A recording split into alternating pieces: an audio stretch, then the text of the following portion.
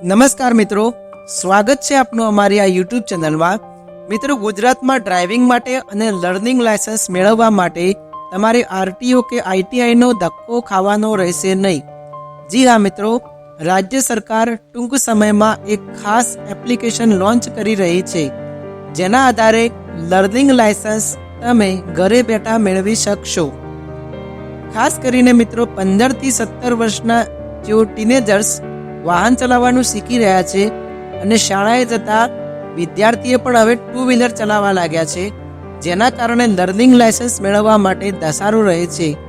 અગાઉ આરટીઓમાં વ્યવસ્થા હતી અને સરકારે તેનો વ્યાપ વધારીને રાજ્યની આઈટીઆઈમાં પણ લર્નિંગ લાયસન્સ મેળવવા માટે સિસ્ટમ ઊભી કરી છે, પરંતુ છેલ્લા કેટલાક સમયથી આ રીતે સિસ્ટમમાં વારંવાર ગરબડ સર્જાય છે।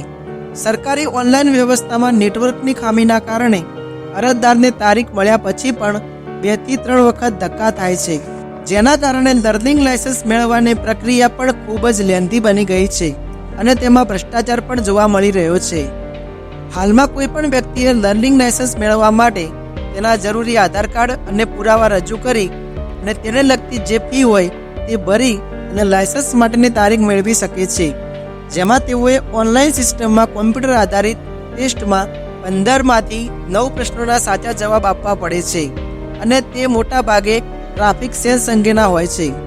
પરંતુ હવે સરકારે આ માટે એક ખાસ એપ્લિકેશન તૈયાર કરવાની જાહેરાત કરી છે અને જેનાથી લર્નિંગ લાયસન્સ માટે ઘરે બેઠા એપ ડાઉનલોડ કરીને તેમાં ડોક્યુમેન્ટ અપલોડ કરી તથા જરૂરી ફી ઓનલાઈન ચૂકવી અને પરીક્ષાનો સ્લોટ મેળવી શકાશે અને જે તે સમયે મોબાઈલ પર જ એપ્લિકેશનમાં 15 પ્રશ્નોના જવાબ આપીને ટેસ્ટ આપી શકાશે, જેમાં ઓટોમેટિક જ રિઝલ્ટ અને તાત્કાલિક ડિજિટલ લર્નિંગ લાયસન્સ મળી જશે, જેની પ્રિન્ટ પણ મેળવી શકાશે।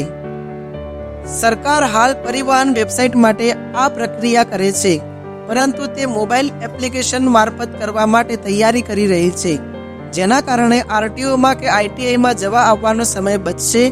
એટલું જ નહીં, સિસ્ટમ ક્રેશ થવાની જે સમસ્યા છે તેનો પણ મહદ અંશે ઉકેલ આવશે।